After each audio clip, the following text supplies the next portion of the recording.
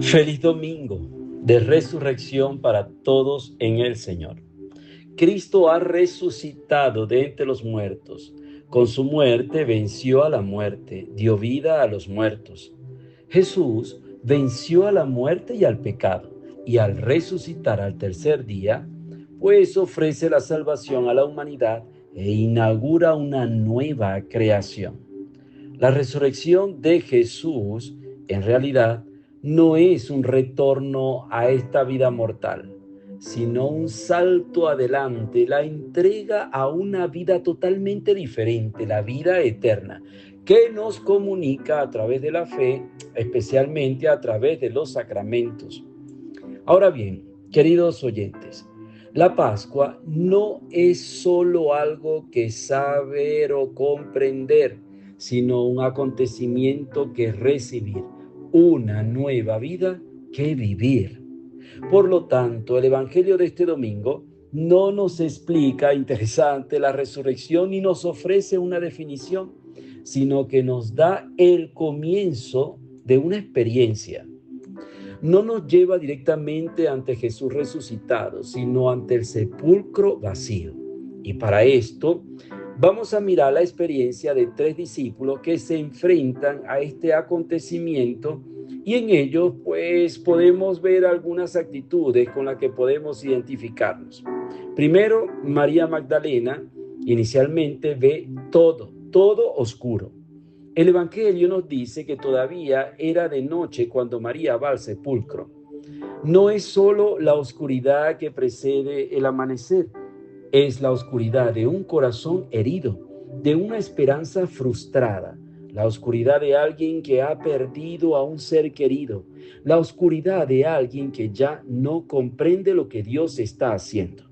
Sin embargo, María no se resigna a esa oscuridad, no se detiene, no se aísla, no se da por vencida. María va al sepulcro y ve que han quitado la piedra, pero no piensa en la resurrección, piensa en lo peor. Corre hacia los otros discípulos y dice: se han llevado al Señor, se lo robaron. María ama, busca, pero lo ve todo a través de los ojos del miedo. Solo ve oscuridad, y esto nos debe preocupar profundamente, porque a menudo nosotros también, cuando algo se rompe, cuando perdemos un punto de referencia, cuando experimentamos un momento difícil, tendemos a interpretar todo negativamente.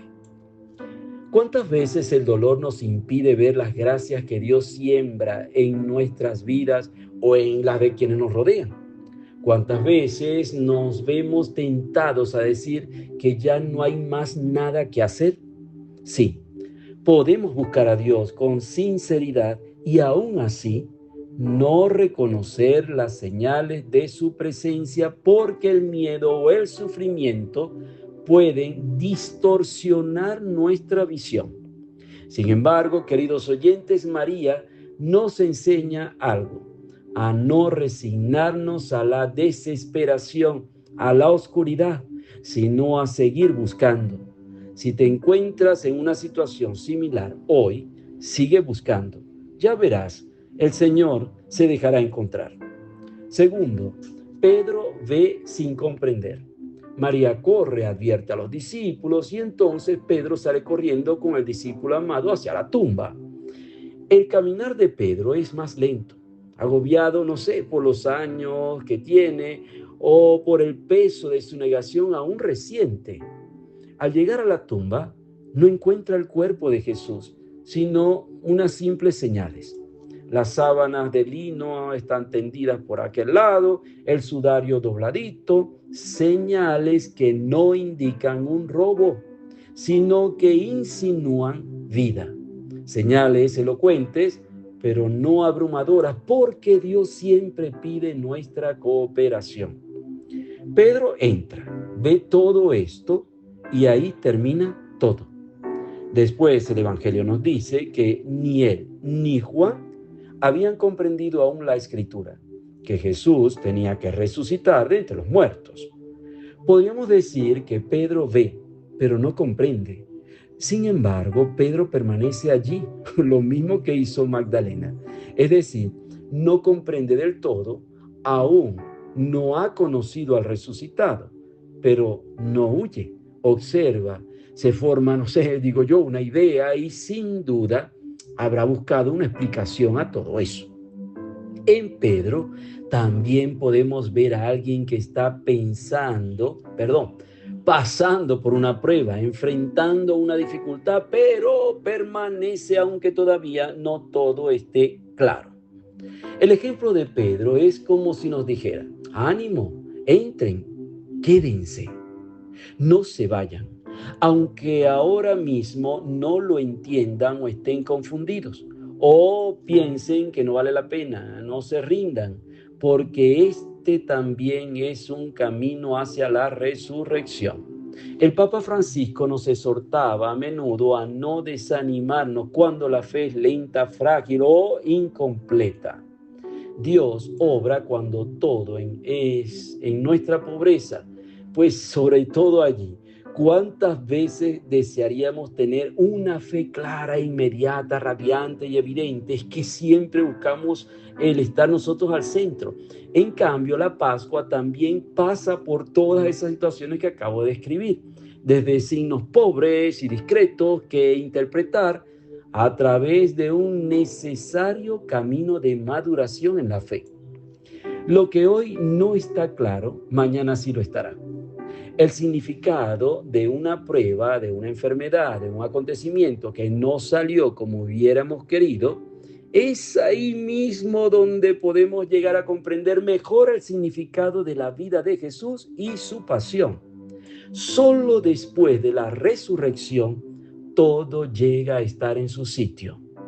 Para experimentar todo esto, queridos oyentes, debemos despojarnos de nuestra propia comprensión e encomendarnos humildemente al Señor.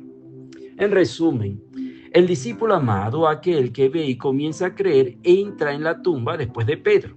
El Evangelio dice, vio y creyó. Bueno, en realidad el verbo griego sugiere algo más sutil. Vio y comenzó a creer. Él tampoco ha visto aún a Jesús resucitado.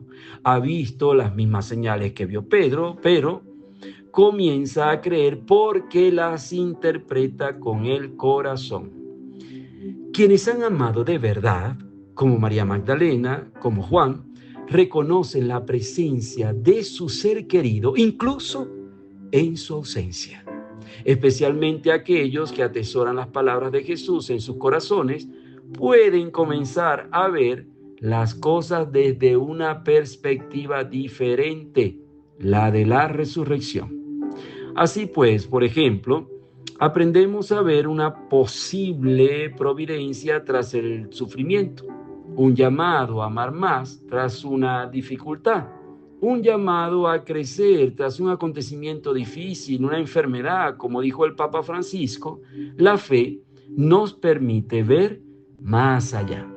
En conclusión, queridos oyentes, este camino de los discípulos, que en realidad es un camino gradual, que pasa de la oscuridad a ver sin comprender y luego a ver mientras empieza a creer, encontrará su piedra angular en el encuentro con Jesús resucitado, quien saldrá a su encuentro y se dará a conocer, iluminando gradualmente los ojos de sus corazones.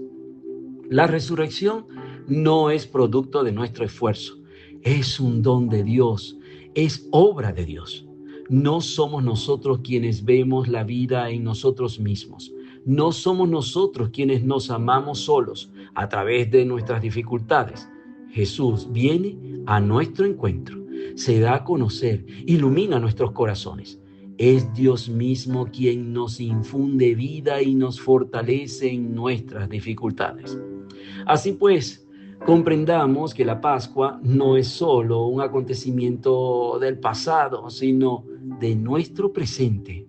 Experimentar a Cristo resucitado aquí y ahora es un regalo de Dios.